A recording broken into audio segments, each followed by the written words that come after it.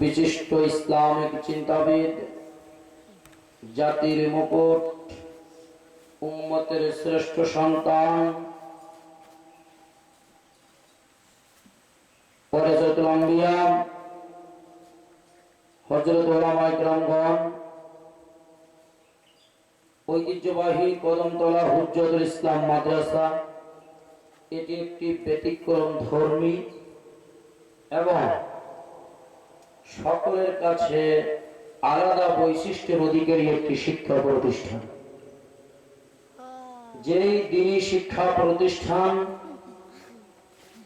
সবার থেকে একটু আলাদা, এর কিছু আলাদা বৈশিষ্ট্য রয়েছে, এই জায়গাটার আলাদা বিশেষত্ব রয়েছে।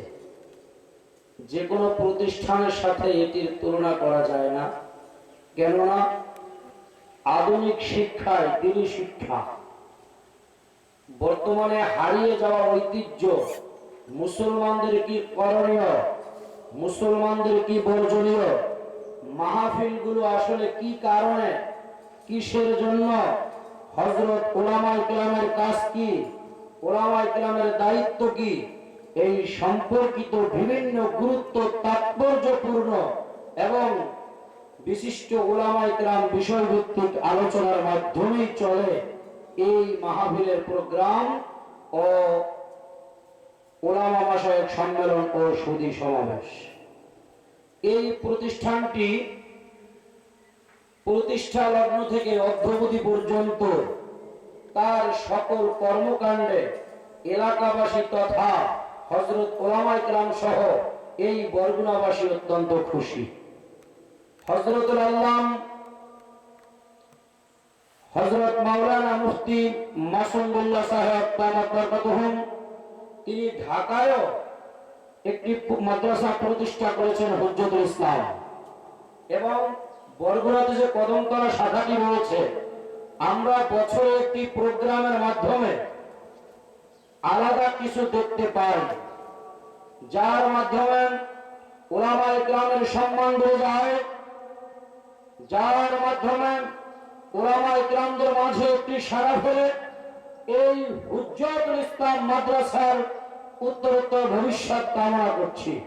এবং এই জায়গায় এমন উলামায়ে কেরাম তিনি দাওয়াত দেন, কোনদিন তাদেরকে আমরা বরগুনাতে আনার মতো সৌভাগ্য আমাদের হতো না। সেই জাতীয় উলামায়ে কেরামগণ এখানে চলে আসেন। গত বছরে, তার পূর্বে দেওবন্দ থেকে হযরত এসেছিলেন আল্লামা নুরুল হুদা ফয়জী শাহ হুজুর রাহমাতুল্লাহ আলাইহি, তিনি জীবদ্দশায় অনেকবার এখানে এসেছিলেন। এরপরে বাংলাদেশের বিশিষ্ট প্রথিযোদ্ধা আলেম, যাদের সোহবত পাওয়া, যাদেরকে নিজ এলাকায় মেহমান বানানো, এটি তকদীর কি মুআমালা, চাইলেই সম্ভব নয়। এমন উলামায়ে কেরামের পদচারণা ঘটেছে এই হুজ্জতুল মাদ্রাসা এইখানে হওয়ার কারণে। আসলে আমরা এর মহত্ব, শ্রেষ্ঠত্ব, বিশেষত্ব বুঝি না বিধায় আমরা মূল্যায়ন করি না।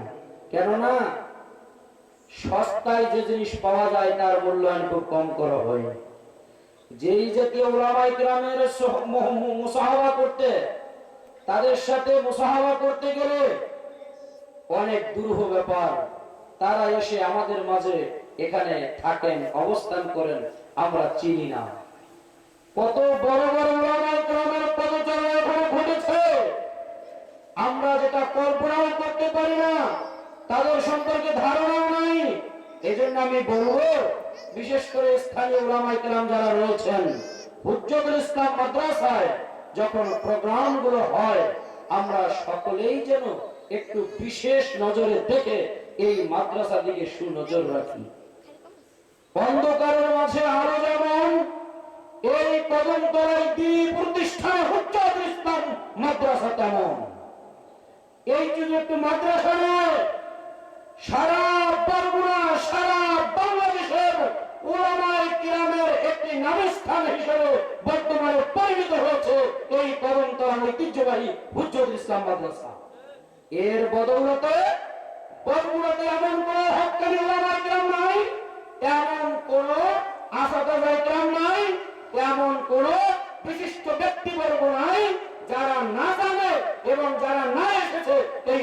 ইসলাম মাদ্রাসায়।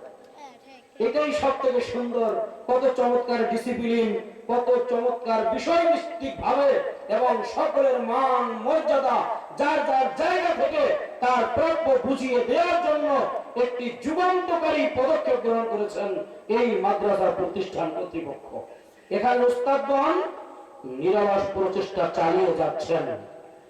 প্রতিষ্ঠান বড় বড় হতে পারে, দৃশ্যমান ভবন না থাকতে পারে, কিন্তু এটাকে ধরে নিতে হবে ঝিনুকের মুক্ত যেমন, পানির নিচে মণিমুক্ত যেমন, এই এলাকার মাঝে হুজ্জতুল ইসলাম মাদ্রাসা করা তেমন। এই মাদ্রাসা যিনি প্রতিষ্ঠা করেছেন এবং যারা টাকা দিয়া, পয়সা দিয়া, শ্রম দিয়া, মেধা দিয়া, বিদ্যা দিয়া, বুদ্ধি দিয়া যার যেই লাইনে খেদমত করেছেন, আল্লাহ তাআলা সকলকে কবুল করুক।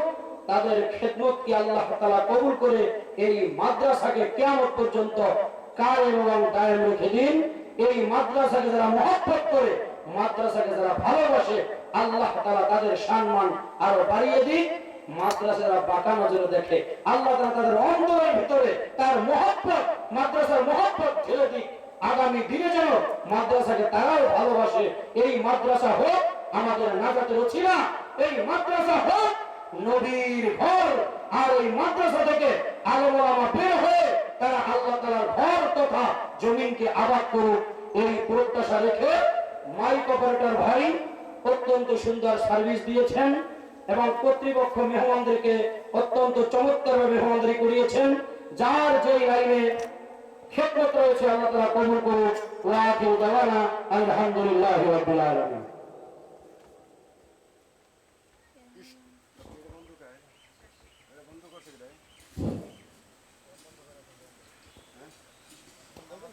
হ্যাঁ, নামাজের জন্য নামাজ শুরু করেন। নামাজ শুরু করে বাকি আছে।